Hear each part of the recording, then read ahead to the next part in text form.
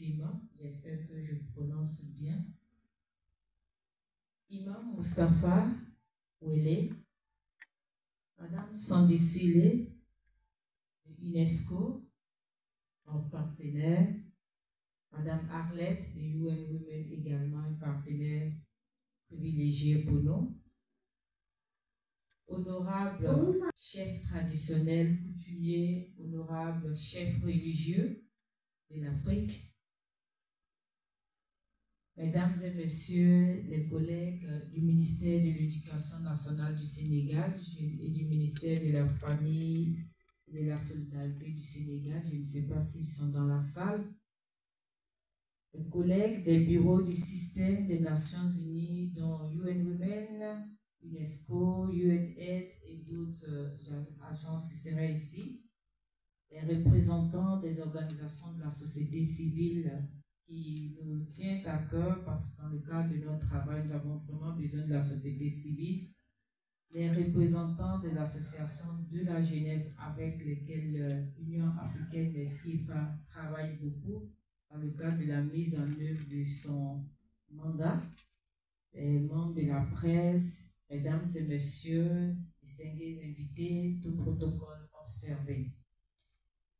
C'est avec un immense honneur que je m'adresse à vous aujourd'hui à l'occasion de cet atelier placé sous le thème, et je le reprends, les chefs traditionnels et religieux en tant que défenseurs de la promotion de l'éducation des filles et de l'élimination du mariage des enfants en Afrique.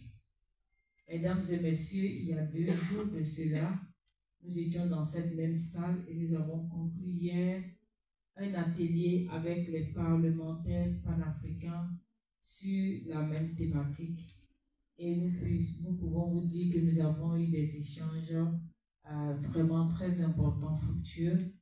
Et nous sommes très honoreux également aujourd'hui de vous avoir avec nous en tant que partie prenante également très importante et très engagée dans le cadre de notre travail.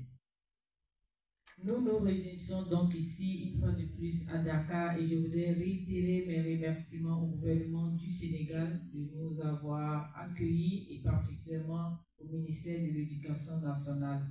Parce que bien avant l'atelier des parlementaires, nous étions au Sénégal la semaine passée où nous avons entrepris une visite de terrain pendant 3 jours dans le cadre d'une campagne qu'on appelle Africa Educator.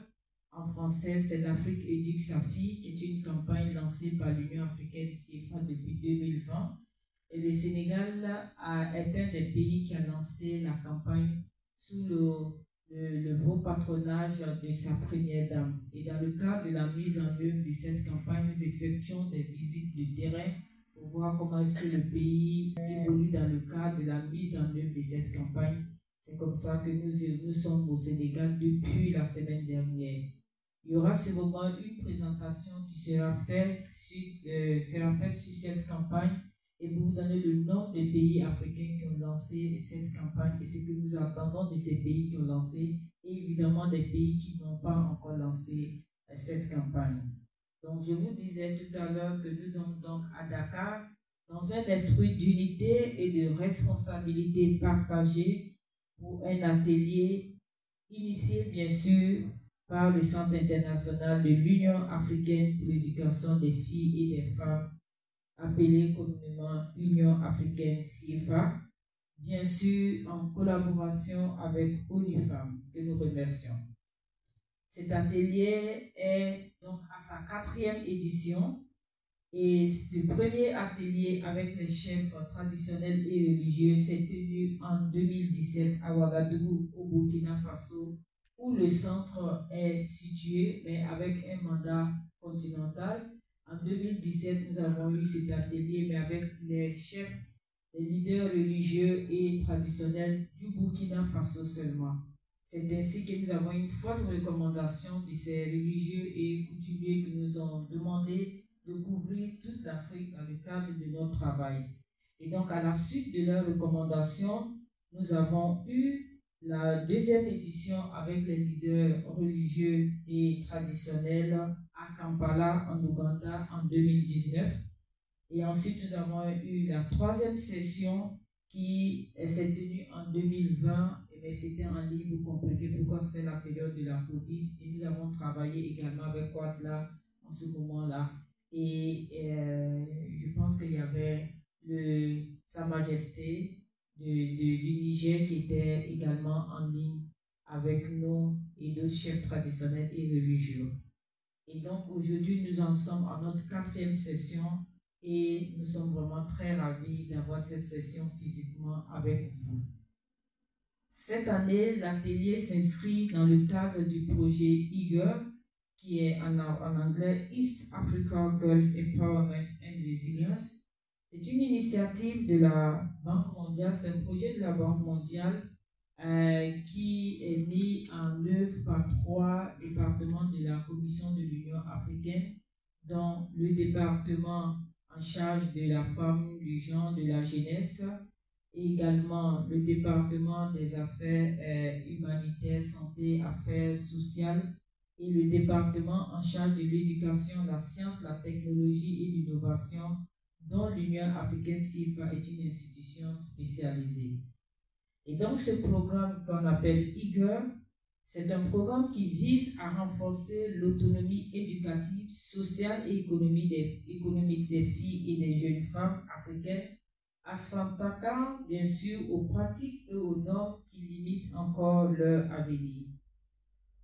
Honorables leaders traditionnels et religieux, Vos Majestés, dans ce combat que nous menons, votre rôle est indéniablement déterminant.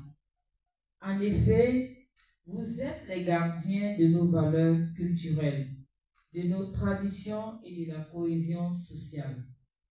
Votre voix est respectée, votre voix est écoutée et elle est suivie par des millions de familles à travers le continent. C'est aussi la raison pour laquelle vous êtes situés en première ligne pour transformer les normes sociales et lutter contre les pratiques néfastes, dont vous en avez largement parlé au cours des 2 jours passés. Et ces pratiques sont néfastes, comme vous le connaissez, c'est bien sûr les mutilations génitales féminines, le mariage des enfants et bien d'autres qui existent, même si elles ne sont pas communes dans tous les pays africains. Et ce sont des pratiques néfastes qui privent nos filles de leur droit à l'éducation et qui compromettent leur avenir. De par votre exemple personnel, vous êtes également ceux qui peuvent encourager les familles et les communautés à abandonner les normes régressives et à promouvoir des valeurs qui placent l'éducation des filles au centre du développement. En vous mobilisant contre ces pratiques, vous n'êtes pas seulement des défenseurs de l'éducation des filles, mais vous êtes aussi des bâtisseurs de sociétés plus justes et plus prospères. Nous savons bien qu'il ne suffit pas de voter des lois ou d'adopter des politiques, mais leur mise en œuvre dépend de l'adhésion des communautés et cette adhésion repose largement sur votre leadership. Là où les parlementaires et les institutions fixent le cadre juridique, vous, chefs traditionnels et religieux, vous donnez vie à ces réformes en influençant positivement les comportements et les mentalités au sein de vos sociétés. Votre rôle est surtout fondamental pour atteindre les membres les plus vulnérables de la société. Il faudrait peut-être préciser que nous venons, comme je vous l'ai dit tout à l'heure, de conclure un atelier avec les parlementaires panafricains. Et cet atelier que nous sommes en train d'avoir aujourd'hui et demain se veut une étape clé pour renforcer vos capacités et partager des expériences et des stratégies. Surtout, cet atelier espère aboutir à des engagements concrets de votre part, et vous l'avez souligné, M. l'imam, tout à l'heure, et également Sa Majesté Mfumu. Vous avez pris des engagements concrets qui vont être suivis et qui seront mesurés, parce que nous, on va les mesurer, on va les suivre. Et c'est pour garantir tout cela que toutes nos filles puissent aller à l'école, mais pas d'y aller seulement, d'y rester et puis de réussir.